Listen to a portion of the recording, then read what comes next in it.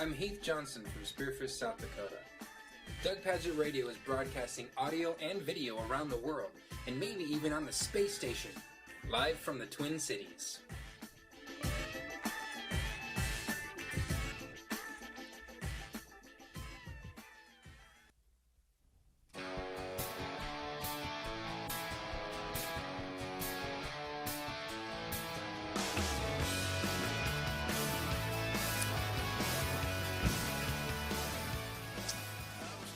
Well, yeehaw! Welcome back, Doug Paget Radio, broadcasting live out of the Twin Cities, and as Heath tells us, maybe even on the space station. Maybe. If they have the internet, we'd love to have a call from the space station someday. And glad to be back. It's January 23rd, 2013, and we took 2 weeks off of the show. And I've had 3 weeks off. You have had 3 weeks off. Victoria Lynn is back. Victoria hasn't even made an appearance in 2013. This is your 2013 debut. My Doug Paget Radio inaugural. Welcome back, Victoria, and to everybody else, listeners. Sorry, I was working a week. Victoria was on vacation, and then I was on vacation. It happens. And I have long said, and if people have been listeners to the show, they know that I have tried to present myself as a man not of leisure. I don't do leisure well, and I realized on this vacation why I don't do leisure well. Why? Because I like it. It's best to avoid things altogether. And I could go full time. I could be a full-time leisurist. You should have been an aristocrat with a little monthly salary. Man, if I could be a kept man, it has come to me that I would do extremely well as a kept man. Yeah. Yeah. You So probably would wear your dapper little hats and tool about town with your cane. Oh man. Go play cards in the afternoon. We were in Marco Island, Florida, my wife and I, and we're now in our mid 40s. Mm-hmm. Well, she's above mid 40s. Just north of mid 40s. She is, and so am I actually. And we realized why people like what's classically thought of as old people vacation spots. Mm-hmm. Like at this, we were being picked on by we run around with a younger crowd at the church that we go to. So at Solomon Sports, a lot of people in their 30s having their first kids that we, are not those people. Yes. We didn't have to worry about babysitters at home. We just had to worry about hiding the video camera. No, the video camera in our house. Video camera. Yeah. So Fortunately, nobody our would children steal don't it, listen. pawn it for. Oh no! We put a video camera that broadcasts 24 hours a day in our house to And make they sure didn't know. they didn't know we hid it in a plant. How did that go? Oh, it's fantastic. There's this great little thing called Dropcam. Mm-hmm. DROPCAM. It was like $89 on Amazon, hooks into your wireless, and it broadcasts all the time and records anytime there's movement. And did you? Oh, we ever would check in. reveal We to would check them? in. No, they don't. They still don't know that it existed. And now I've taken it down. And next time we leave, we might put it back up. So Yeah. we're now those people, right? So Right. so we're not quite free because we have 20-year-olds and 22-year-olds living in our home. But we realized why people appreciate those kinds of vacation places, and Because you appreciated it. oh boy, did we ever! We had a moment that we said, oh, we could totally live in Marco Island. Like, how old have you become when you're thinking to yourself, Just north of 40. Marco Island, really? That's really It's quite pretty spiffy. Yeah, it's kind of nice. There's nobody around. Like maybe that guy with the blinker on's not such a problem. Like people driving slowly didn't bother us a bit. Yeah. Oh, it was unbelievable. I mean, how empathetic we were becoming. So this is the thing, right? The closer you get to that stage, that age, that circumstance that you've never wanted to be in, it just becomes much more reasonable. I've realized as much as we travel, I've never really had a vacation like that before. Where you just had nothing to do. Yeah. We travel. Uh-huh. We don't necessarily vacation. Oh, that is interesting. You're a traveler. And I've made a big pitch to the powers that be, well, like me and my husband, that the man that keeps you down. the you've oppressive petitioned- patriarch. you've petitioned the I've patriarch. come before him with my head shrouded, Please. kneeling, saying, "Oh, dear king, would you have an audience with me? Could we Could we please? go to the beach?" Could we just And vacation? I actually won. We're gonna go You are. on our first ever beach vacation, probably. we fly standby because he Mhm. works for the airline. So there's always a chance we won't get on the flight. I To I love Cancun. the way you get to pitch that. I mean, we fly standby, so we might not get other people. You know how we refer to that? What you're gonna go do? What? You fly for free. Yeah, we do. Or you fly on my ticket. We fly for Okay, free. but anyway. Only if there's a space.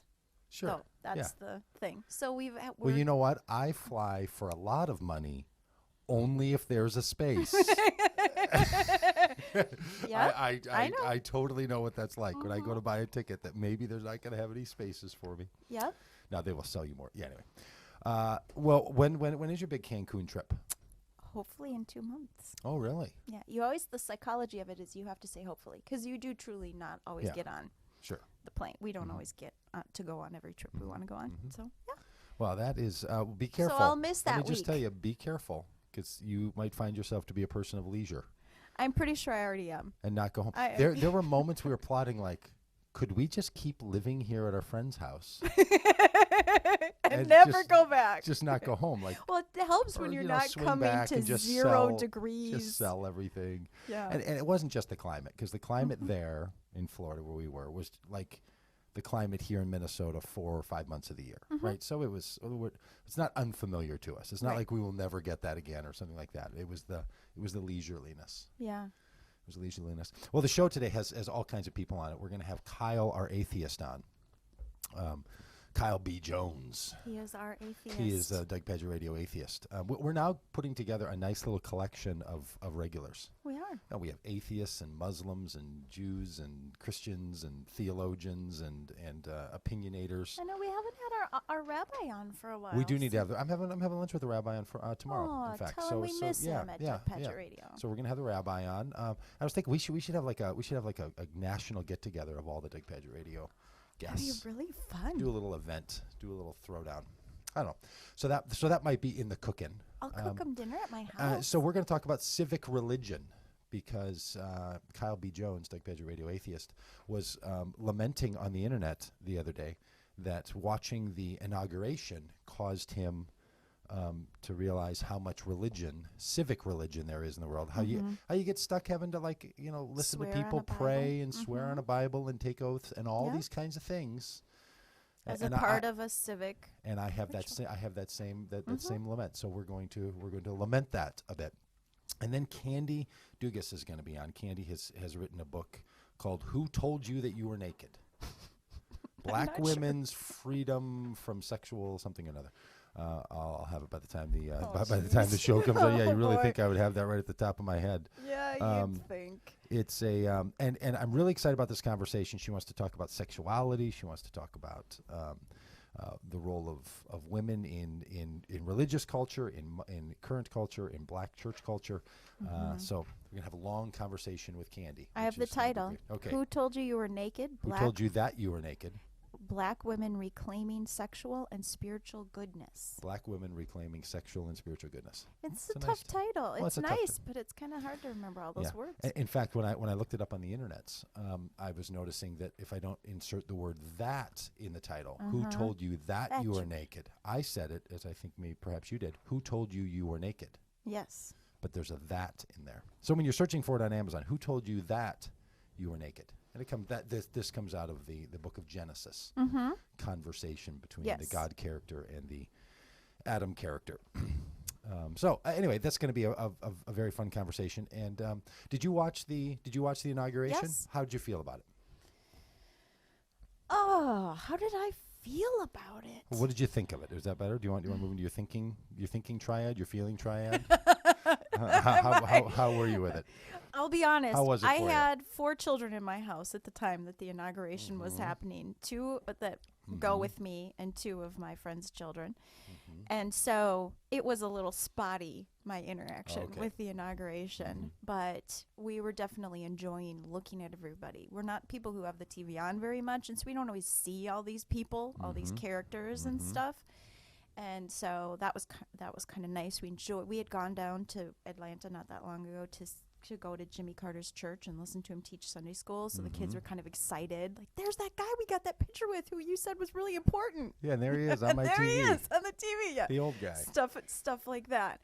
But I was intrigued and want to listen to Obama's speech again because I was struck by what I heard as certain attention to literary oration and history that was interesting that I really couldn't give justice to while taking care of 4 children at the same time. So, what did you think about it? Well, I was totally thrown off by the little by the side video capturing they were doing, like of the family sitting up there. Yeah. Have you noticed the Obama family phone choices? No. Oh, it was just terrible. What are their Terrible. phone choices? Terrible. Sasha, she has What's a her droid. What's the oldest daughter's name? Well, Sasha, and then what is it, Malika? Yeah, Sasha. Is Sasha the oldest one? Yeah, I think so. Mal- No. The second oldest one, the youngest one, has a droid. She's taking pictures. The family's kind of like, really? What's wrong with that? You're the What daughter of should the she president, kid, and her older sister has an iPhone. The younger sister has a droid. And what does Barack Obama pull out of his pocket? have? Yeah, what? A BlackBerry. Blackberry. A That's right. BlackBerry. And I'm like, are you kidding me? Here, a droid and a BlackBerry. We're not going anywhere. We're not Well, going anywhere because one I'm a of total phonist. And then sitting next to Obama, there is Joe Biden. He's got an iPhone. Yeah. Apparently, you can make the iPhone work. You don't have to the BlackBerry. Really? You know what I think it is? I think What? it's What is it? This is just coming to me now. Wasn't his nickname as a kid Barry? And he's the first black president. I think he's sending a message. Yeah. I Well, am the BlackBerry You know, for the president. I'm not even going to touch that. That's Clever. Oh I boy. am more clever than all the other animals Lord God has made. So I was shaken. I I was think shaken they because do these guys should have. Come on, Obama. Well, I know for get people yourself who a- pay attention to clothes, they kind of make a big deal that they don't do all the hoopla, of Yes. the designer fashion. And they try very Yeah. much to kind of present as It was very nice. ordinary, more Yes. ordinary. So I would say the phone thing could be similar to that. I mean, you don't get an iPhone till you're 15. I don't know, something. Well, Obama doesn't have one. Barack doesn't have Yeah, one. President maybe Obama you doesn't never- have one. you The get vice one. president has one. I just think they've Maybe got. you I have think to their pay for it priorities. yourself. I think their priorities are misplaced. Let me just put it that way. I couldn't believe it. Well, I was struck by And how as a phonist, I mean, it just, I'll get messages and emails and comments from people who are like, no, totally the droid because it's an open system and you don't have to pay for it. And you can talk to my husband about I that. know, It's- which totally I get it. But the BlackBerry, no, there's no excuse. There's no reason at the inauguration for the guy to be pulling out a BlackBerry. I actually really liked my They're going- BlackBerry when I had it. That's what I had before I had an iPhone. I did. I really liked it. It was kind of easier to use than the Droid, at least. I mean, I like my iPhone better. But I was struck by how awful and hard it is to have to always be on the camera like that. How they couldn't just sit and naturally respond to what was going on. They had to be public. I mean, I just Well, felt apparently it they're not very worrying keenly. about their reputation. But in terms of their faces, That poor I was daughter. just struck by the having to always be on stage.